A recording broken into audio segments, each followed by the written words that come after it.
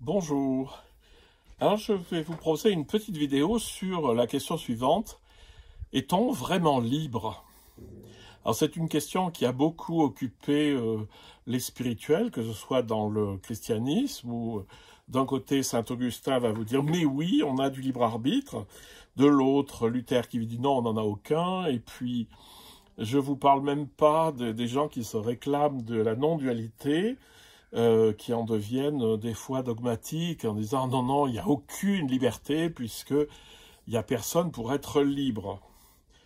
Alors je ne vais pas vous parler de ça sous l'angle historique, qui dit quoi, mais simplement sous l'angle de mon expérience, enfin de votre expérience, de ton expérience, et de se dire mais en fait j'expérimente à la fois une non-liberté et peut-être une grande liberté.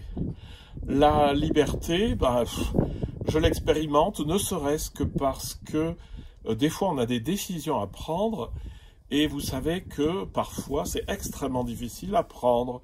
Donc on se torture les méninges, est-ce que je fais ça, est-ce que je fais pas ça, est-ce que ça... Donc s'il y avait vraiment aucune liberté, je pense que ça serait pas un phénomène qu'on observerait. Cette espèce de doute sur ou de voilà, qu'est-ce que je vais faire dans cette situation-là.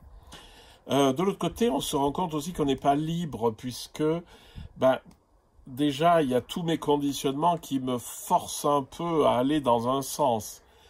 Donc, on pourrait se dire, oui, bon d'accord, quelque chose m'arrive, mais en fait, à cause des conditionnements que j'ai, je vais réagir que d'une seule manière. Ça aussi, c'est pas vrai.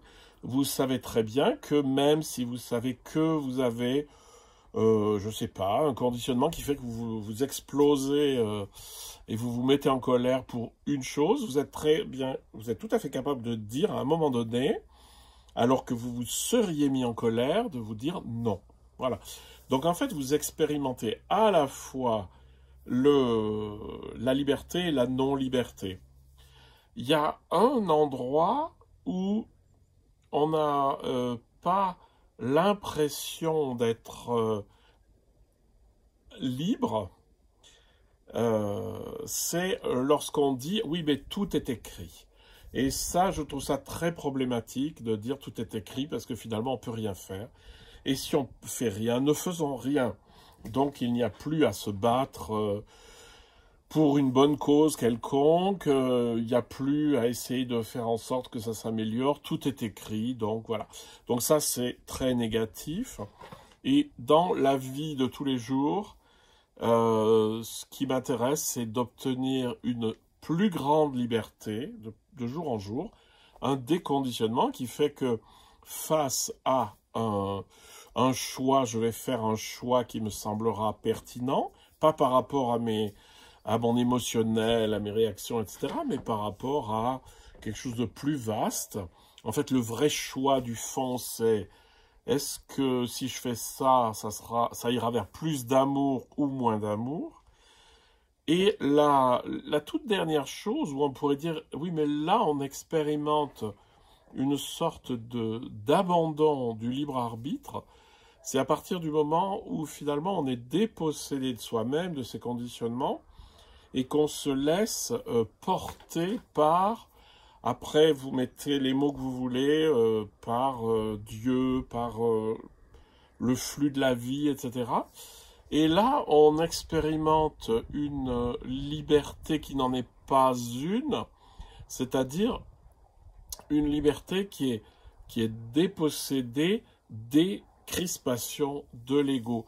Et ça, c'est peut-être ce qu'il y a de plus intéressant, c'est de faire l'expérience qu'en fait, à un moment donné, il n'y a plus tellement de choix, parce que les choix sont tellement évidents que je les fais sans me les poser comme un choix. Voilà, donc c'était par rapport à cette fameuse question du libre arbitre où tout le monde s'écharpe pour dire le libre arbitre existe, le libre arbitre n'existe pas. Alors déjà, souvenez-vous toujours qu'il n'y a pas une réponse unique à une question, puisque on peut en général dire que toute affirmation est vraie dans un certain cadre, hein. Mais surtout que j'expérimente quand même dans ma vie la liberté d'aller vers des choses plus positives, des choses plus négatives.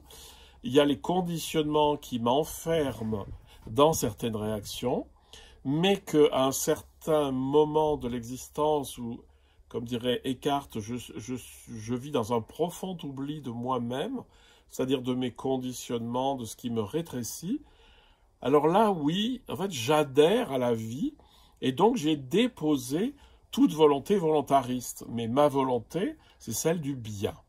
Voilà, je ne sais pas si je suis tellement plus clair que d'habitude, mais essayez d'en tirer peut-être un enseignement pour vous.